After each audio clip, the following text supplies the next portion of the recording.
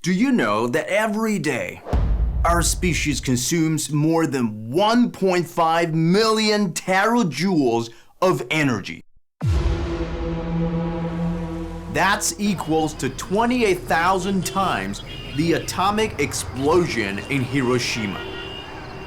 For those who live in a modern society, most of the energy we use is in the form of electricity. Shapeless and soundless. Making energy a bit like air. It's all around you, but you cannot feel it. You take it for granted.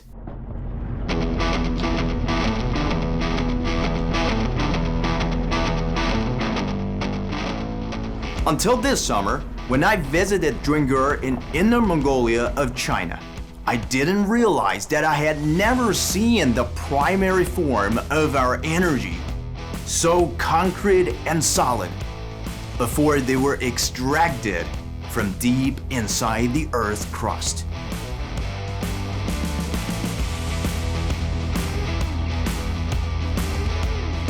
岩石层大概有60米，下面就是咱们的这个煤层，煤层应该有35米左右。Heidaigo, the largest open-pit coal mine in Asia, is known for its high-quality coal and rather shallow reserve. To better access to coal, Chen Hao's team needs to do some preparation. 他们这个每一次的这个爆破的这个方量啊，应该在200万立方。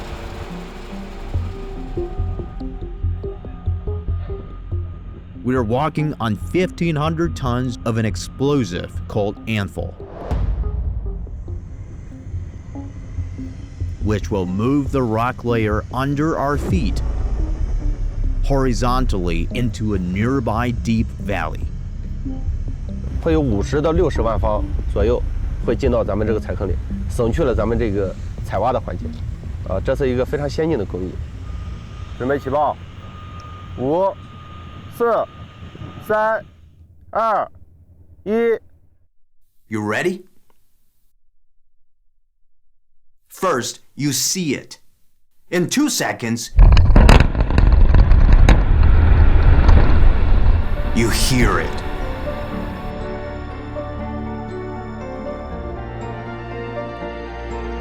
Here comes the high-density fuel that powers our civilization. A kilogram of coal can produce from 3,000 to over 6,000 kilocalories of heat. And this fascinating process of energy emitting has been largely depends on the combination of carbon, hydrogen, and oxygens within. And carbon is the major source of heat during burning. Today, fossil fuels still supply 84% of the world's energy. A leading contributor to the rising level of greenhouse gases. The international community agrees that we are on a path towards disaster. We are on a highway to climate hell with our foot still on the accelerator. A journey that can only be stopped by weaning ourselves off of our fossil fuel thirst. We must reduce carbon emission on the one hand and remove those in the atmosphere on the other. Complementary efforts to help us reach net zero emissions or carbon neutrality, when mankind's carbon footprint will fade from the planet. From this coal pit, my colleagues and I will embark a global journey to find out how this most difficult transition will be done while making sure mankind's lights stay on.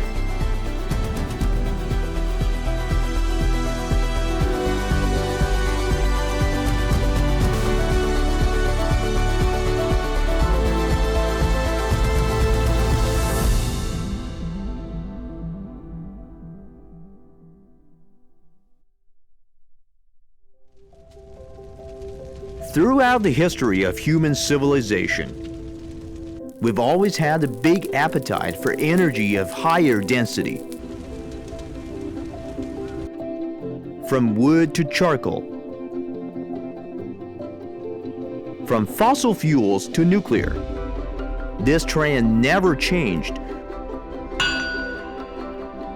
until the climate crisis forced humanity to reverse course for the first time.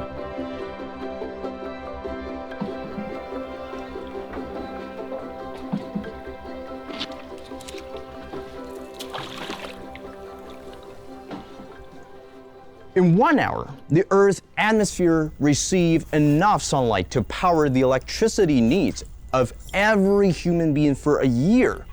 But because the Earth is so vast, that translates to about only 1,000 watts of energy per square meter of surface. Given the 20% efficiency of a solar panel, that means you'll put 1 square meter panel under the sun and wait for about 5 hours. Then you can get 1 kilowatt hour. That's 1 unit electricity on your bill. In comparison, a power plant can finish this job by burning just 300 grams of coal. But now we have to rely on such inefficient ways to obtain such diluted energy. To compensate, we have to go big. Very big.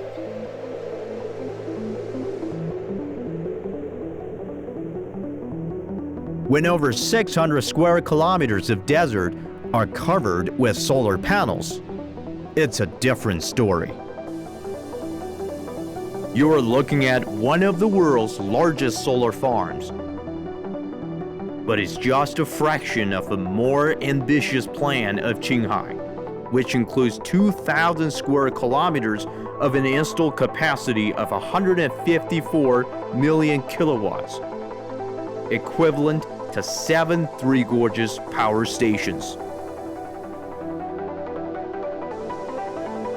In fact, China has 323 gigawatts of solar capacity, around a third of the entire global total. But more importantly, mass production and research progress here have cut the panel price by 75% in 10 years. But that doesn't mean we can solve the climate crisis by covering an entire desert. Engineering and economics aside, a massive solar farm will absorb more heat than the natural sand, change the region's climate, and dramatically transform the ecological landscape. The good news is we have a lot of desert and unused land around the world. But the bad news is few people live there. So we need to invest more in grids to transfer the energy to people who need it. How can we bring renewable energy closer to us?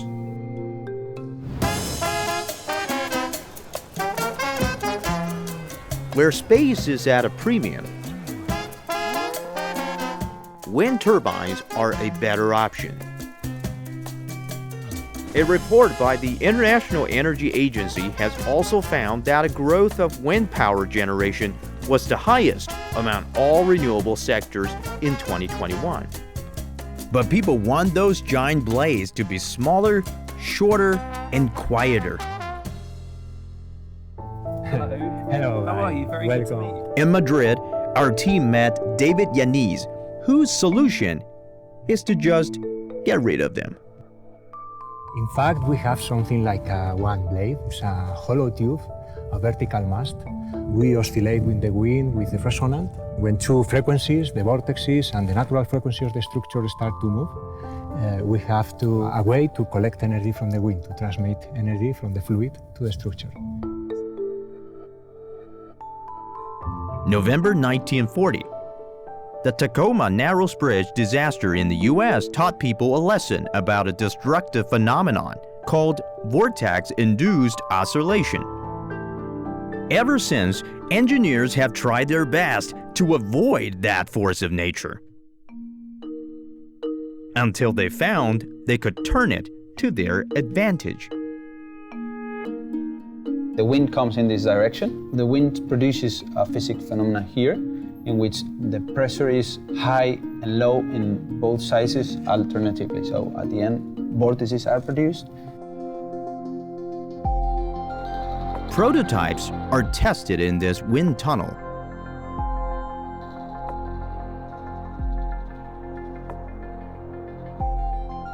Nobody has investigated how to enhance this process or how to absorb the much amounts of energy from the wind in this way.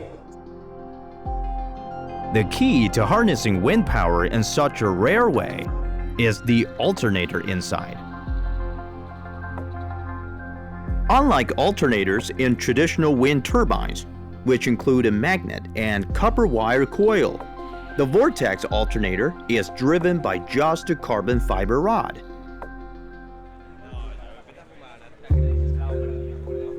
At Comias Pontifical University, scientists are testing all kinds of materials to their limit to see if they can withstand the oscillation, including this carbon fiber rod.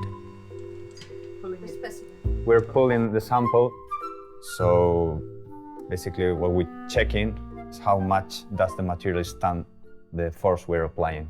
The whole material, the polymeric matrix, as well as the fibers, are stretching till some point. Yeah. Oh! It did break. Did it break? It broke! It broke. Oh, no. It's failed! At least, we know the limit. It's very strong. And very flexible, as in it can survive the oscillation. It is much more strong than what is needed for the application. Okay. One day, this technology will help us move the wind farm into the city, occupying your roof or balcony.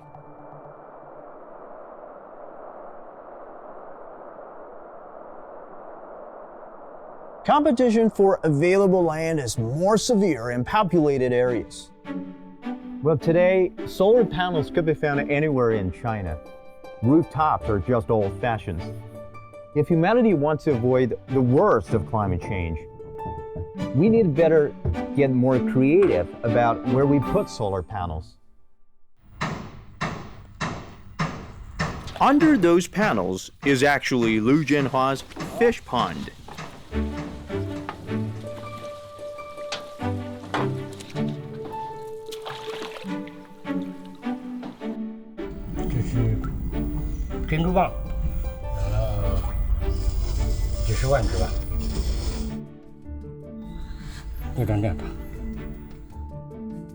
The solar power above has little effect on the seafood, and selling electricity can make money. It's a win-win. Compared to a massive solar farm in the remote desert, this distributed system near people is a new trend.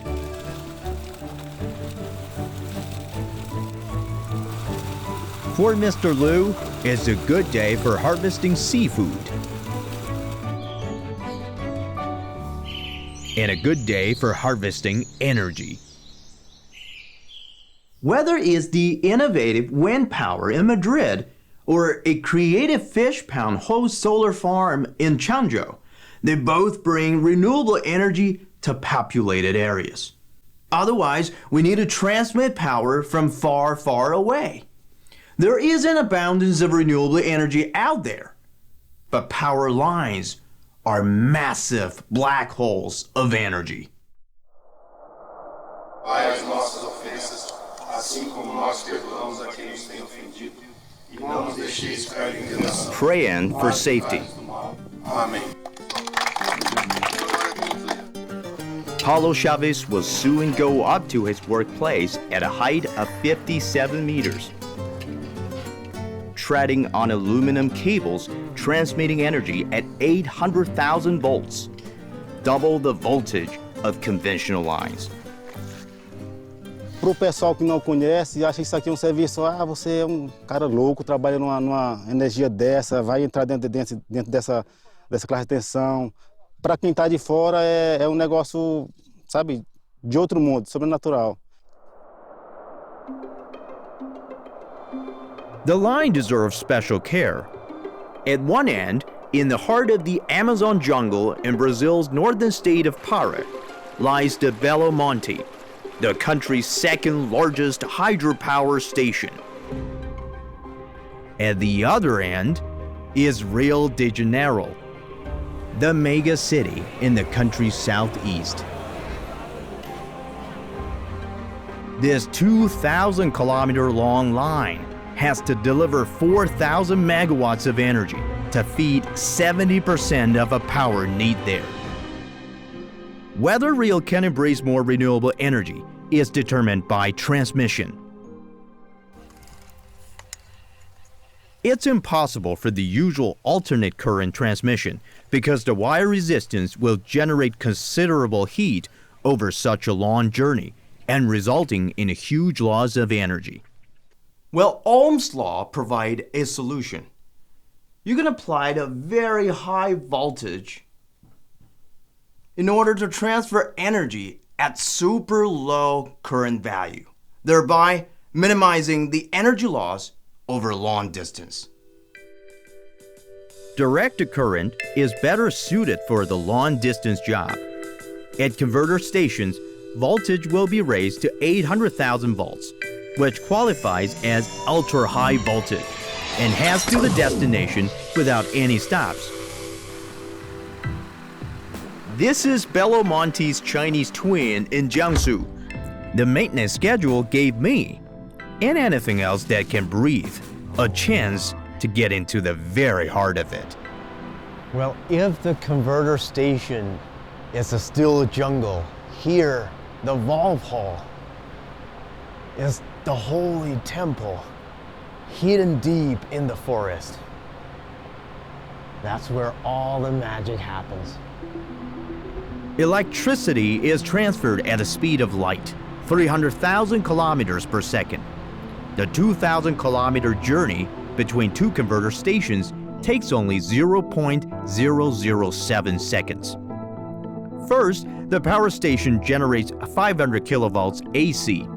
It will be turned into 800 kilovolts ultra-high voltage DC at the first converter station, then has to the destination.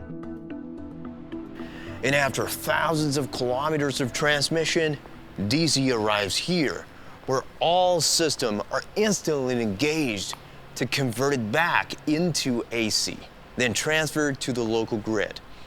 All of them needs to be done in a flash. Within those valves were a core component called thyristors within. At the same time, tremendous heat will be generated. So those cooling pipes will be responsible to cooling the whole system down. Without them, these steel giants will be melted down one by one. A masterpiece of engineering.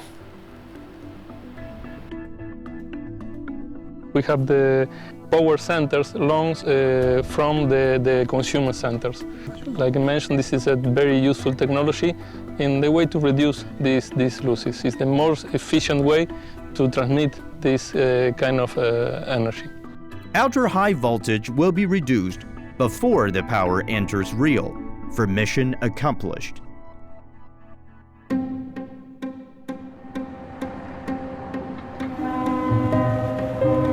But here in Suzhou City, I saw another type of UHV, which shared the city with people.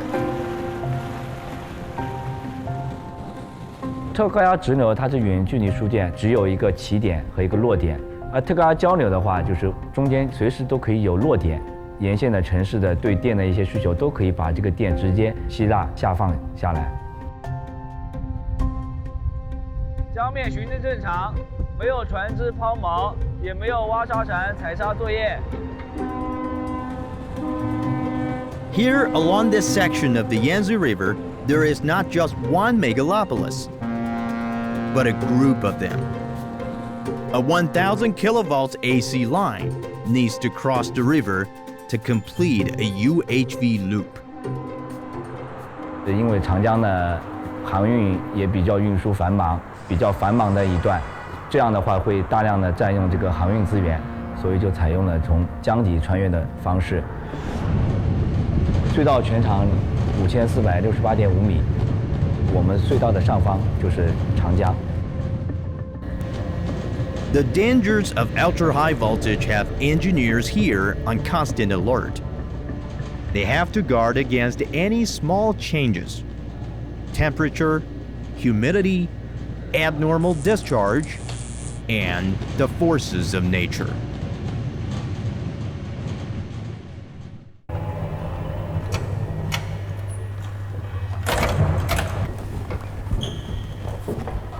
这每隔一段就有这么一个东西哈。这个是我们一个伸缩节，我们整个管廊有503个像这样的这个伸缩节。这个伸缩节它主要的作用就是一个是吸收我们这个热胀冷缩，包括我们这个隧道的这个沉降，它吸收这个力的一些作用。所以就是像那个吸管那个中间那个拐弯的那个地方的是吧？是的。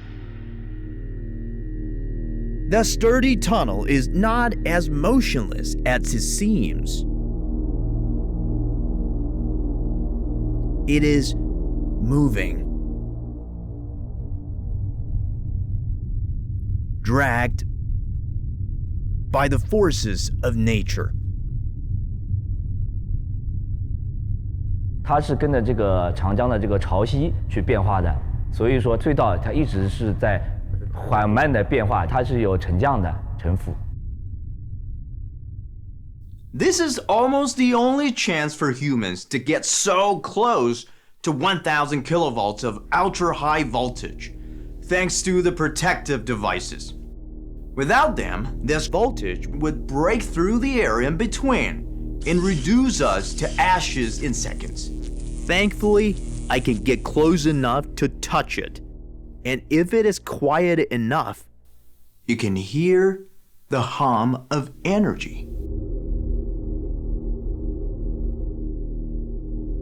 Inside the insulated pipeline,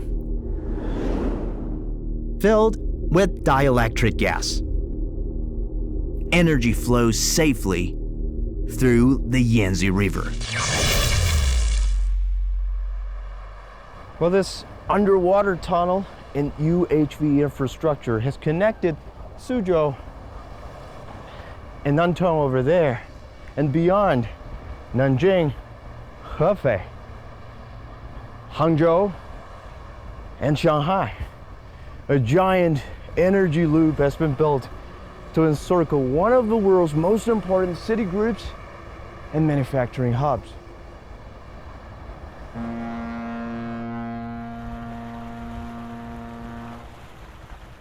华东一直以来就是我们这个负荷中心。如果没有这个外来的去外来电，我们需要在当地建很多的，只能靠煤电。然后使用了我们这个清洁能源之后，这样的话就可以减少我们当地的发电厂。In China, over 30 UHV lines are in operation, linking renewable energy in the country's west to wider consumers on the east coast. But not all renewable electricity can get on those lines because of the bad temper of solar and wind sources. The power grid's job is to balance supply and demand at the speed of light all the time, making sure the plants generates not too much, not too little. Fossil fuels and even hydro can instantly adjust output as desired. But solar and wind are like untamed horses. They just run wild. So if too much or too little renewable energy enters the system when not needed, the grid will fluctuate or even collapse. That's when curtailment happens, a purposeful waste of solar and wind energy.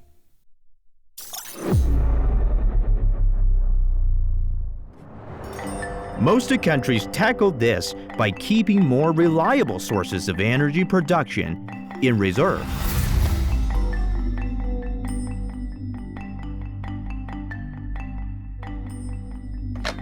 高网电厂3号机、4号机执行40%深度调峰。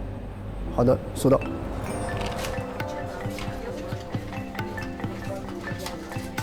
新能源它的波动性比较大，因为整个电网它会根据每个时间段它都有个变化趋势，所以说它会有一个波动性。所以说你看4号机，它就接到它指令，它就往下减。The new challenge for this powerful generator is how to keep a low profile.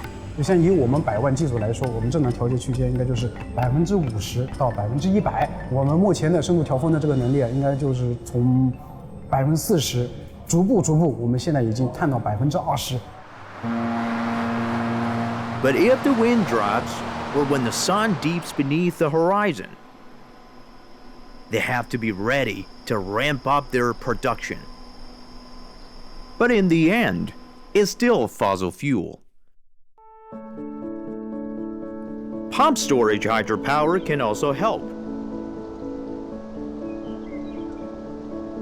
Excess electricity is used to pump water to the top of these dams, where it is stored as potential energy. When it is needed, the water is released to drive turbines.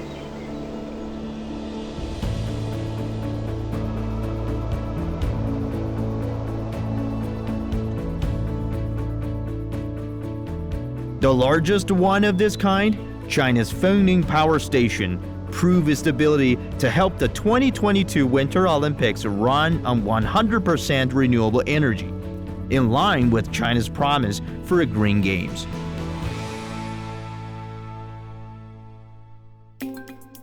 However, batteries are catching up as the most scalable type of great-scale storage.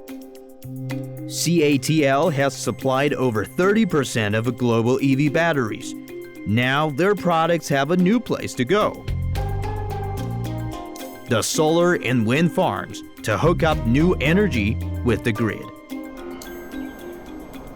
But for now, this combination isn't cost-effective because lithium-ion batteries have a relatively low energy density. A basic science breakthrough is needed.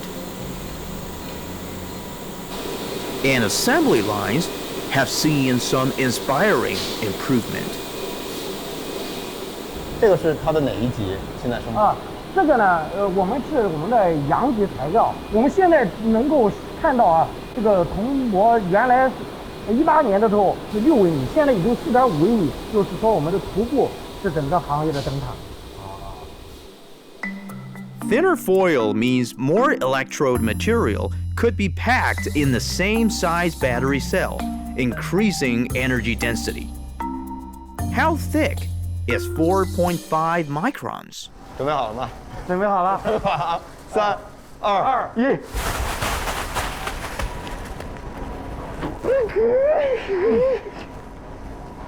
这么大？对，这么大。还是你卷的小一点，好像。From raw materials to a cell like this, carbon emissions per kilowatt-hour battery capacity, it's about 60 kilograms. Han Xuexing's job is to track the carbon footprint. 制造过程中产生的二氧化碳占电池的全生命周期的话，大概10%到15%。所以说我们有很大部分的二氧化碳是产生来自于上游价值链。中间涉及到碳酸锂，碳酸锂本身它有碳酸根，对，正常跟这个三元前驱体烧的时候，就会产生二氧化碳直接排出去了。那么我们这2年一直在推着上游再去努力的减碳降碳。If a battery is what we use to tackle climate change, it better be a product of net zero emissions. But in the eyes of Lu Wengao, the future of grid storage has already been produced.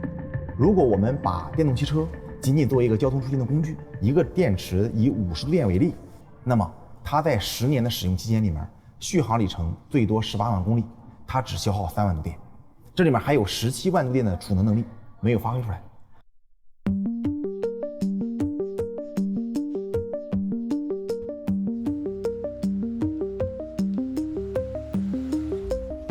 Park in, plug in, and turn on the system, and Lu Wengao can take over the batteries of his colleagues' 300 EVs.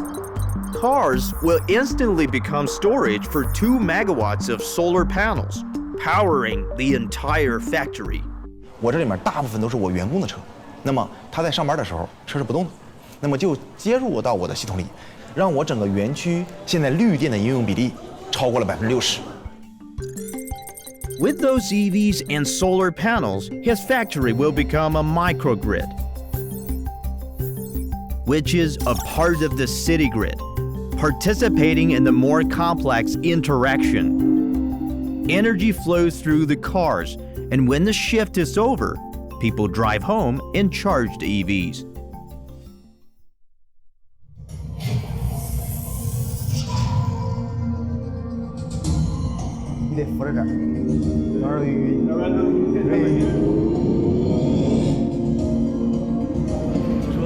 这个就是我们以后的那个景象，是吧？就是所有的车都是电池，然后它现在在往电网去反哺这个电。对，这就是未来的储能电站，这就是固定储能。这是固定储能。我们现在又分2种嘛，叫电动车叫移动储能。By 2040, China could have 300 million EVs, with a combined battery 20 billion kilowatt-hour capacity, equal to the electricity consumed in China for a day.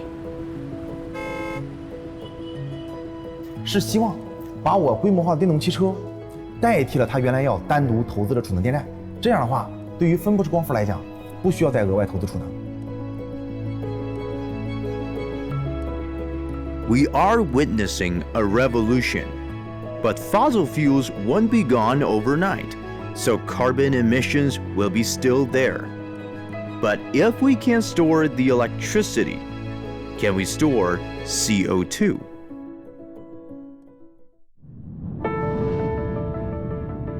Iceland is one of the most highly active geothermal countries in the world.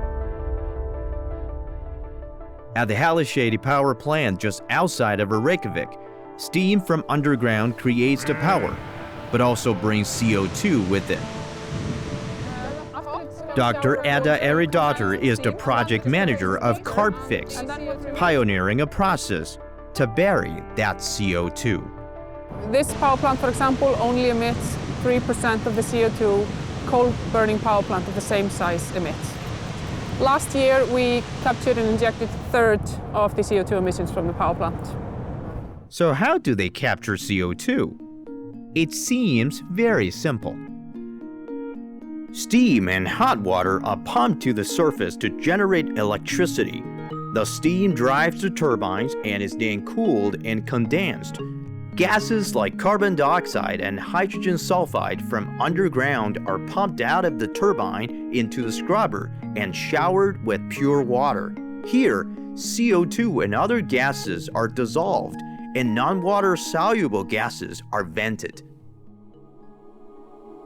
The CO2 mixture is then piped over to those igloos, which protect the 2-kilometer deep injection well and equipment from the harsh winter here. Nature plays a big part. Basalt rock is cooled lava and contains calcium, magnesium, and iron, which reacts with the CO2 mixture, forming solid calcium carbonate in the rocks. So this is a core we drilled into the storage formation a few years back. And then we have the white veins and spots in between, and that's mineralized CO2. And turns out that what we inject is turned into rock like this in less than 2 years. So it's a very efficient and effective process, permanently getting rid of CO2. Iceland is now looking at applying this technology to heavy industrial plants. Wherever there is basalt rock, this process can work. It's the most common rock type on Earth, covering around 10% of continents. And most areas within the ocean basins are underlined by basalt. On a big scale, we looked at all of the oceanic ridges. Of course, it's probably not economically to do it, but you could take all the CO2 from burning of all fossil fuel that we know of on Earth. But the ocean can have one big advantage: the large amount of water needed for this process. It takes around 25 tons to convert 1 ton of CO2. So Professor Gislason is eyeing this abundant resource to test the CO2 mineralization in seawater. What we're doing is just a drop in the bucket. Presently, we are emitting about 40 gigatons per year of CO2. We have to be extremely focused to get going, to capture CO2 as fast as we can. And then later on, in the second half of the century, we have to clean it from air because we're not doing it fast enough.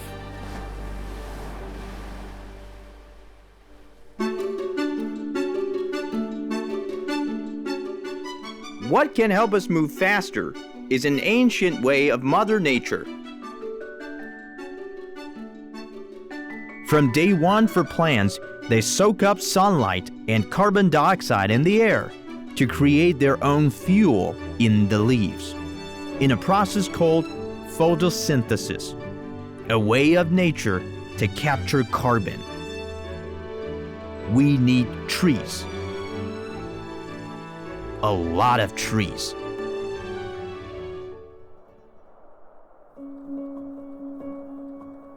My name is Gay Cullen and I live here in the savannah.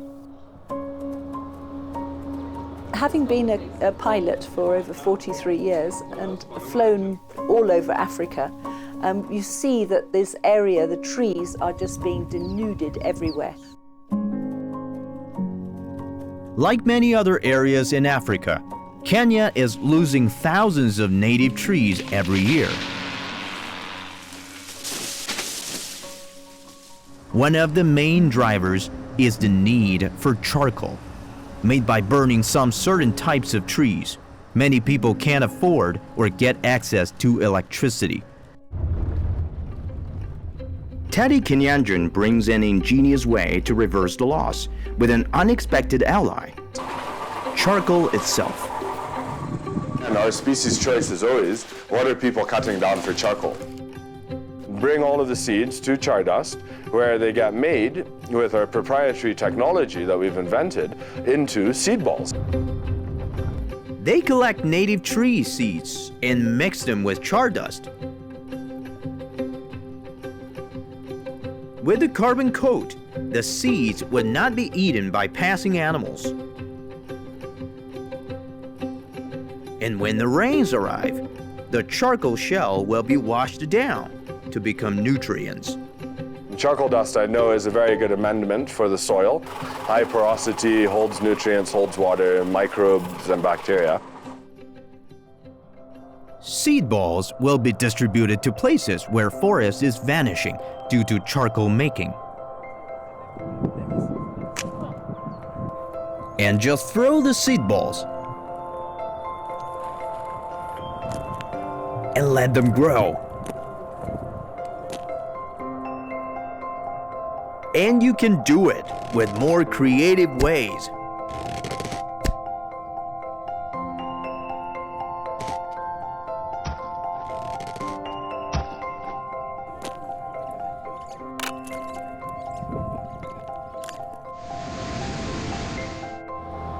For the hard-to-reach areas, seed balling becomes seed bombing. Whistling thorn acacia is what we've been spreading today, and the yellow fever tree, acacia, we've been spreading those, and the other tree that you see around here is the desert date. I think seed boiling is definitely the way to go, and the more we can do it from the air and learn how to do it from the air, we can spread it wider. Kenya has only 7.4% forest to cover, well under the 10% minimum recommended by the UN. Since 2016, over 26 million seed balls have been thrown on the ground, with the hope to turn things around.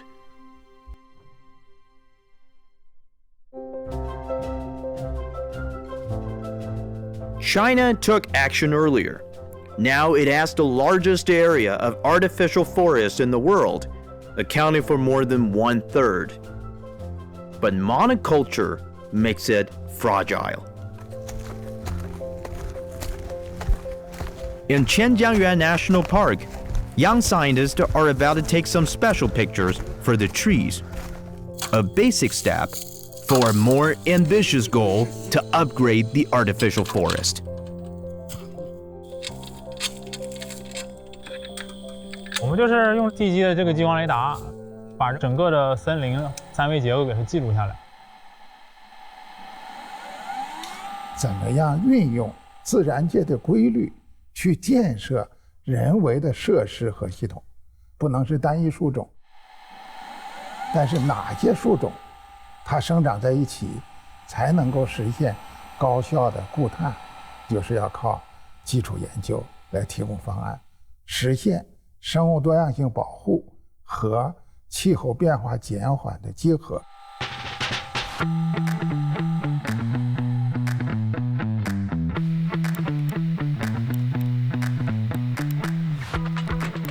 Lasers help scientists understand natural forests in a whole new way. "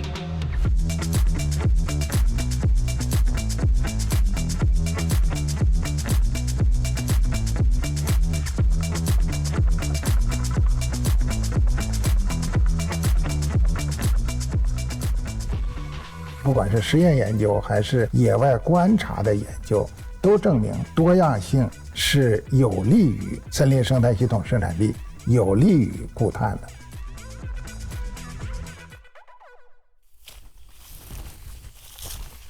But why and how biodiversity could improve carbon storage?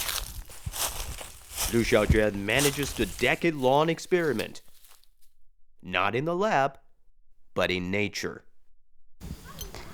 多样性为4的乔木药方 L240515，胸径11.3。About half of the weight of trees is carbon. The bigger they grow, the more carbon they capture. She compares sample lands from monoculture forest to forests with 2 to 24 tree species. A diverse plot with 24 species is the level of natural forest in Qianjiangyuan. 我们对比了纯林和种有16种物种的每亩的这种碳储量，我们发现8年以后，16种物种碳储量已经是纯林的2倍。Researchers have found that a diversified forest can establish an invisible network.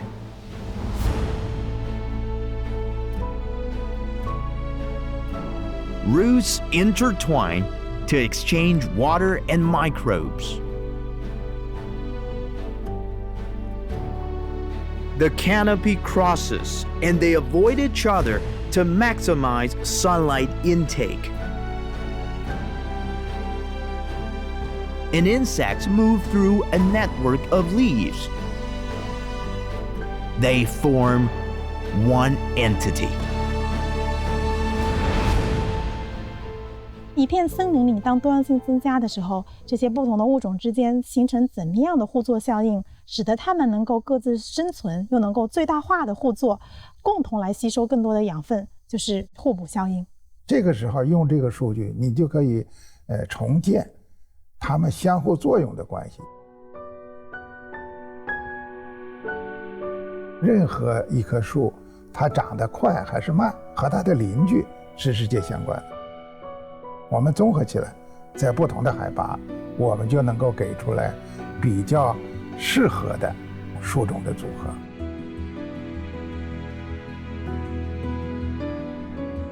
Nature just taught us how to plant trees. What we need is action.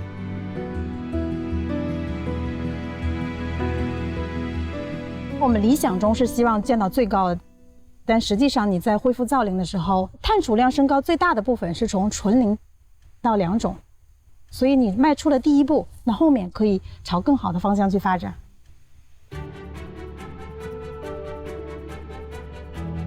碳中和解决还是要靠绿色植被固碳，你总是有一方释放，一方固定，这2方的力量均衡了，你才达到碳中和了。依靠自然生态系统固碳，应该是吸收和固定这一侧最主要的一个力量。我是希望发达国家的一些专家能够更多的关注发展中国家能力建设。我觉得只有这样，整个世界才能够和谐，我们面临的问题才能够得到很好的解决。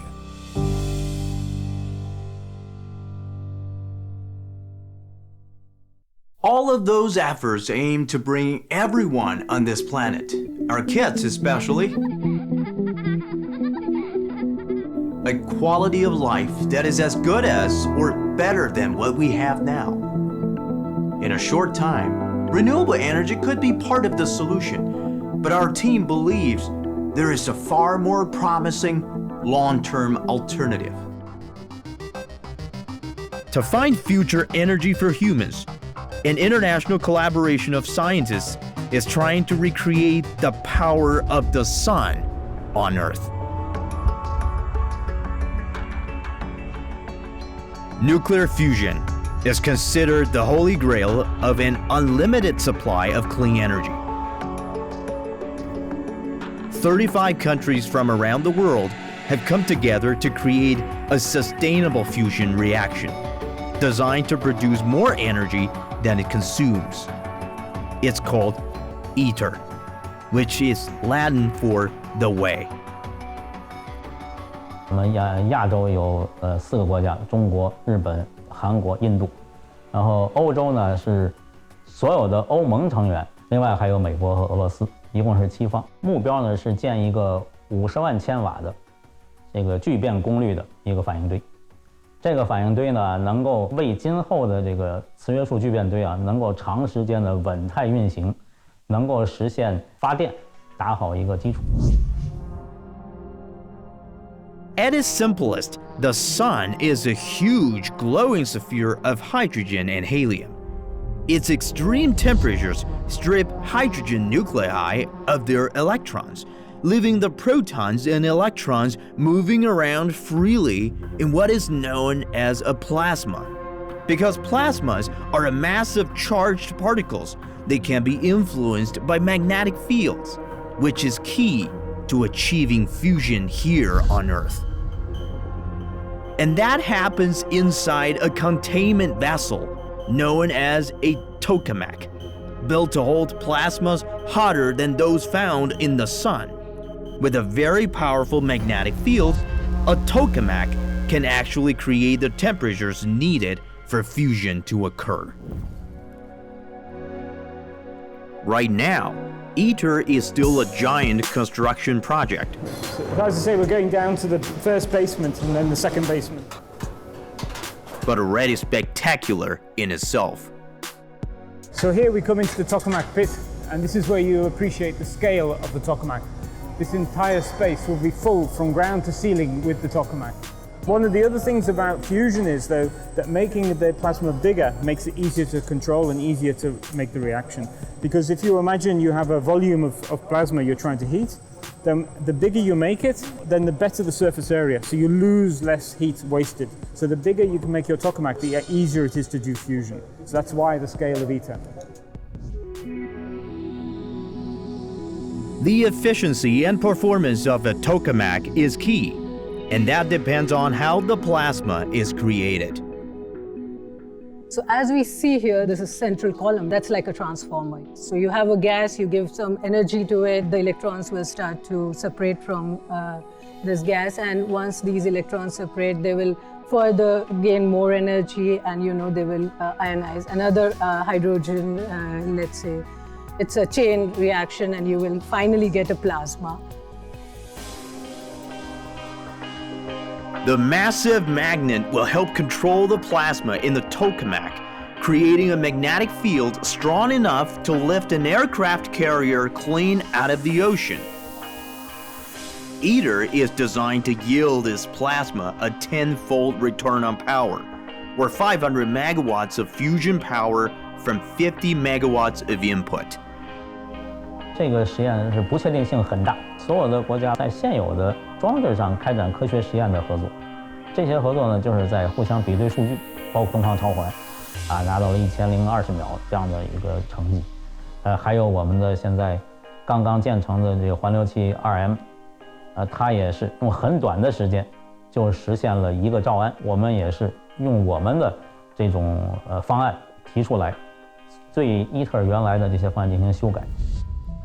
At Culham Center for Fusion Energy, scientists have the world's largest tokamak, JET. JET is a sort of a prototype of ITER. ITER has been built on the success of JET. Yeah. Today, scientists are going to generate plasma for real.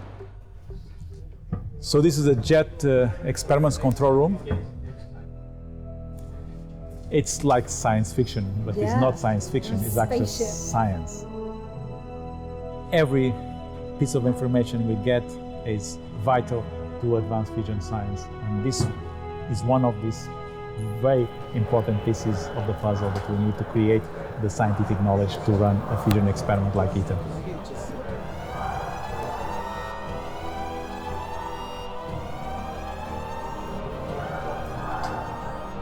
What's that sound? What you've just heard is the loudspeaker indicating that we start a new countdown.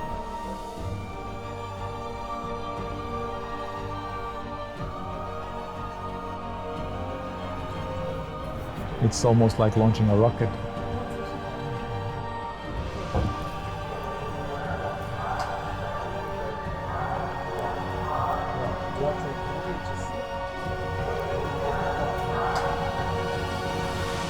Five, 4, 3, 2, 1.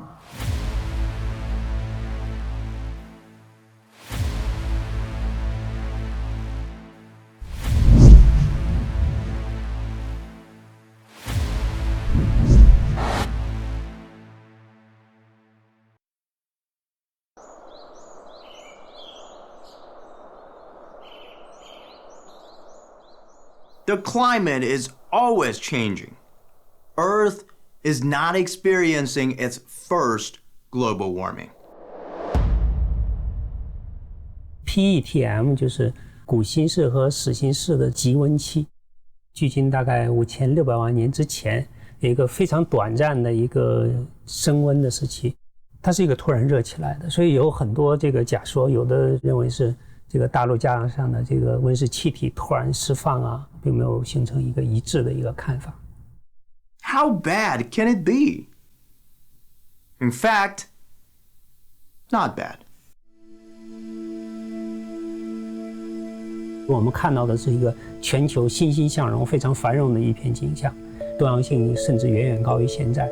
从地球演化历史来说的话，我们觉得它不是一个危机，它是一个契机。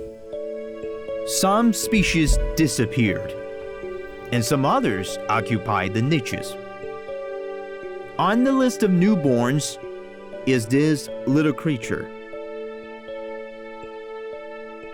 The body structure reveals it was a good tree climber. But here, bones that made up its feet are the focus. 我们发现它的脚后跟最能代表它的一个特点。理论上说，它应该是像眼镜猴一样，但结果我们发现它居然有一个类人猿一样的脚后跟，它刚好处在眼镜猴跟类人猿刚刚开始分开的这个时候。Meet Achilles, the oldest known primate fossil, marking that great evolutionary moment of divergence.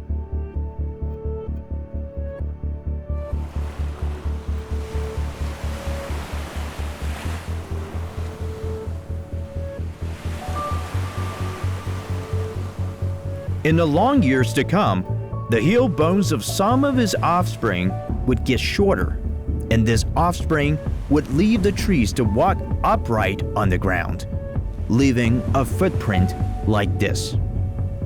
Yes, Achilles was our ancestor of some sort. Achilles made his debut in the global warming. Today, we have created another warming by our own hands. Can humanity hang in there? Or will it fade away? Earth doesn't need saving. We do.